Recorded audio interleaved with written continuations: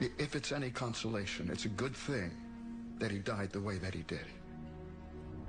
He jumped off a roof. He had a very serious bout of cancer.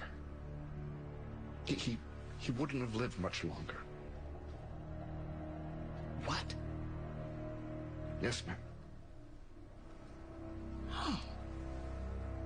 We didn't know. We were all shocked.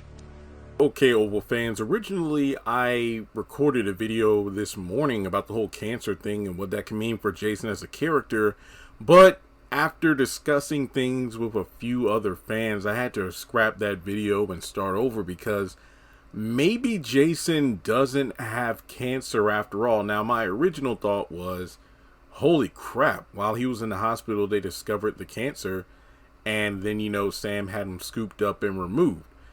But then after talking with some people about it, it was a question of, well, I don't think it was Jason at all that has the cancer. And I said, what?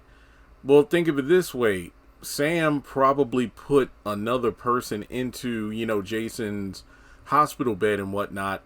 And as a result,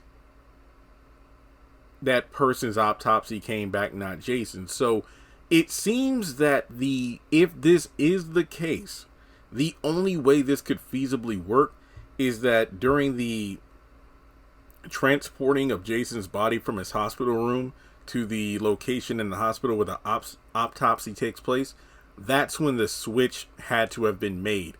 Really reminds me of DC Comics Under the Red Hood when Ra's al Ghul had Jason Todd's body removed from his grave. Well, actually, no, I think in the funeral home. And, you know, then he resurrected him back to life and Batman was too distraught to really notice. But in this situation, Sam probably had his people take Jason's body, move it to a different location, which we saw at the end of the episode, and as a result, put another body in there instead. Or we could take it a step further and just say that maybe the doctor's in on this scheme as well, and he gave a false autopsy. Maybe. Because if the autopsy was legit, then it had to be a body in the room. But the thing is, Jason, despite being severely injured, he wasn't like, you know, unrecognizable. I mean, they could be doing what they did in Ruthless. Remember when, I forgot the girl's name, was it Nisi or something? But she was killed and her body was, you know, discovered by the police in the town.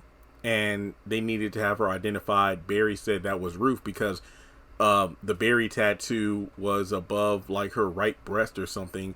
And that was the Rakadushi's way of having Ruth being killed and nobody would know where she was. So I wonder if the same thing applies here where another body was placed in Jason's, you know, position.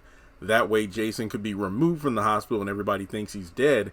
And then Sam could use him for, you know, what Eli's purposes are, which are to expose his parents for, you know, all deception and cover-ups. So that's kind of what I'm thinking they're doing with this situation.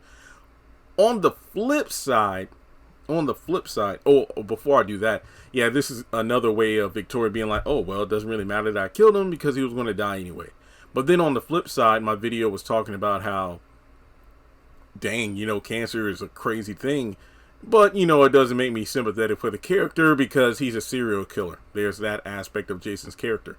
And it also brings about the question of what if Jason does have cancer? If he were to find out, what would he do about it?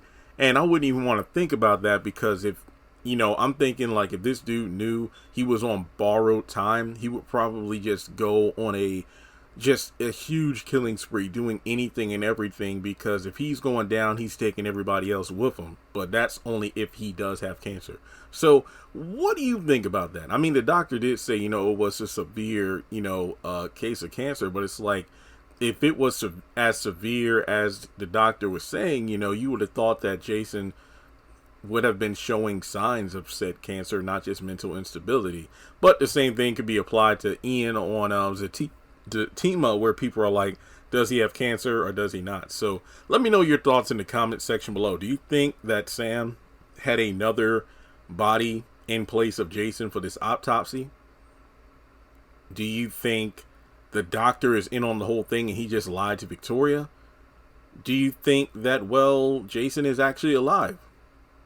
I mean, well, we know he's alive, but do you think that Jason actually, you know, well, no, they couldn't have done an autopsy on him if his body is gone and he's still alive. So, yeah, probably was. Either was a bogus body or this is a fake report. There we go. So, with that being said, thanks so much for tuning in. Like and subscribe. Follow me on social media. Links are in the description below. And I'll catch you in the next one.